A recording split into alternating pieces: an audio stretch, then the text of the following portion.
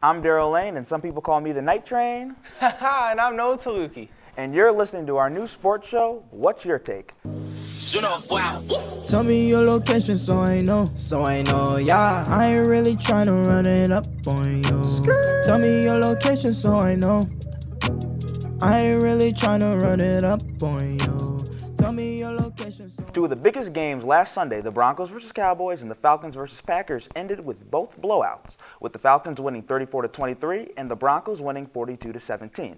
So Noah, I have to ask you, did last Sunday's performance prove the Falcons and Broncos are underrated, or are the Packers and Cowboys overrated? Well, Daryl, I'm not counting the Packers or the Cowboys out yet. So I'm going to have to go with the Falcons and the Broncos being underrated. And this is for a simple reason. Because people counted, especially last year, people counted those Broncos out. They were 10-6, barely, just almost missed out on the playoffs. And, this is Broncos, they had a solid defense. But really this year, Trevor Siemian has really stepped up for that team. He's a team captain now. And he has a really good receiving core around him as well. Exactly. I have to agree with you, Noah. The Atlanta Falcons a couple days ago, their defense is so fast. It's not even you can tell why they were kicking the Patriots' tail before the middle of the fourth quarter or whatever it was when the Patriots made that comeback. The Falcons have great team speed on defense. They have a great receiver in Julio Jones, who in my opinion is the best receiver in the NFL, a great second receiver in Mohamed Sanu, and a good offensive line to protect Matt Ryan, who's making a claim that he could be the best quarterback in the NFL. And then with the Broncos and John Elway, I trust. Great defense. Von Miller, Aqib Talib, Chris Harris Jr., great defense. All game long, the Cowboys can get any yards after the catch. You could clearly see it. And the Broncos' offensive line is amazing. They were able to get a lot of push on the line, control the ball, and Trevor Siemian played very solid. Maybe that thin air was giving him an advantage over there in Denver. It always does sometimes, doesn't it? First two games there.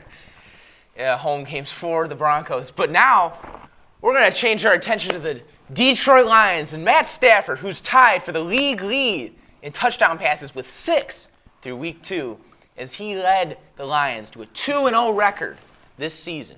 So, Daryl, is Matt Stafford really proving so far that he's worth the highest paid player in the NFL? I know you're going to disagree with the Lions fan you are, but Matt Stafford, he's all right. He's nothing special. He's not taking you to the promised land. Is he better than Tom Brady? No. Is he better than Aaron Rodgers? No. Is he better than Matt Ryan? No. Is he better than Cam Newton? No. Is he better than Von Miller? No. So why would he be the highest paid player in the NFL? And he's never won a playoff game. Just wanted to mention that. Well, Daryl, 2-0 against some pretty good teams. The Giants stink, and the Cardinals are even worse.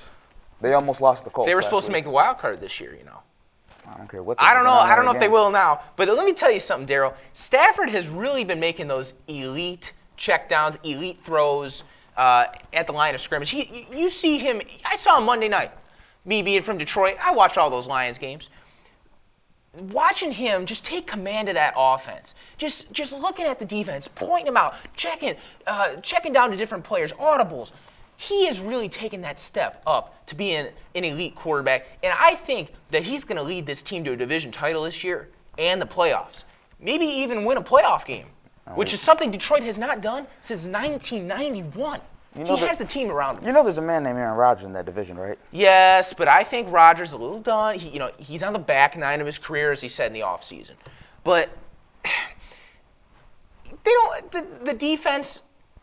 They have a few nice pieces. I think they're gonna fold. And look at them. They're really bad away from home. Well, let's agree to disagree. The Lions will lose in the playoffs. Book it. Now, off to the NBA. Kevin Durant had a Twitter outburst where he tells fans the real reason why he left OKC. Durant said, "Imagine taking Russ off that team. See how bad they were? KD can't win a championship with those cats." So how does Kevin Durant's Twitter outburst make him look?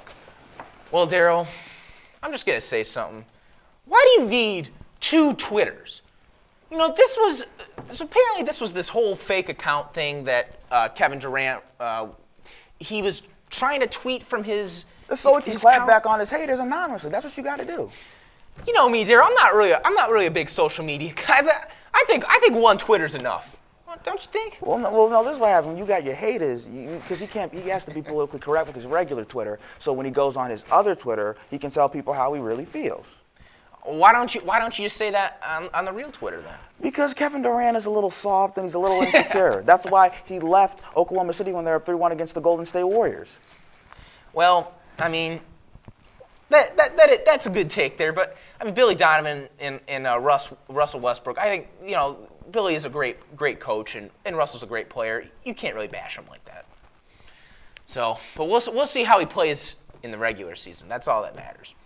But now, as we look into JCU sports, the soccer team advances to 7-0, and after winning a 4-0 matchup, a shutout, against Hiram from Ohio yesterday. So, can the Streaks keep this going? Probably. I'm not gonna lie. I'm not the biggest soccer guy out there, but you know what? I know a couple of the players. We have one of the soccer players in our comm class, actually. I forget his name, but he's a good soccer player. And you said he was making some crisp passes. So I will say, and I will ride or die with John Carroll, because that is my college. So yes, they will keep this streak going. Their passes are so crisp. Like you said, Daryl, they're number 5 in Division III. This team could go really far in the NCAA tournament. They have a lot of good players around them. And of course, also with football, they rebounded after that loss to Wisconsin Oshkosh to win a 24-21 nail-biter against OAC rival Baldwin Wallace. So, Daryl, have the Streaks reestablished themselves as both an OAC and a national power? Well, was there ever a question that they weren't? I mean, they beat Mount Union last year, who's one of the most consistent Division III college football programs in the nation in the last 20 years or whatever. Yes, they made it to the national semifinals. I mean, they lost to Wisconsin Oshkosh, but that team was the team that beat them twice last year, and they beat them in the national semifinals. So to say that they're not a conference power or a national power, to me, is blasphemous. Great team, great coach. Oh, yeah. Went to Michigan, by the way. That's Their right. head coach went to Michigan, by the way. They stole Fanati away from Michigan, and that's really hard to do, especially with Harbaugh over there. But quarterback Anthony Meglin and I believe Mason McKendrick, the linebacker, Ray Brown, those guys have really been having a great year, and they're going to carry, hopefully, John Carroll to the promised land. I just want to say this one thing. Ray Brown put a grown man move on one of the Baldwin Wallace offensive tackles last game where he just swam past and made him look like a child. Ray Brown's a big man. NFL?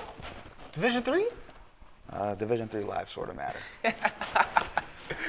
I'm Noah Taluki. And I'm Daryl Lane. And you were listening to What's Your Take? Thanks, guys.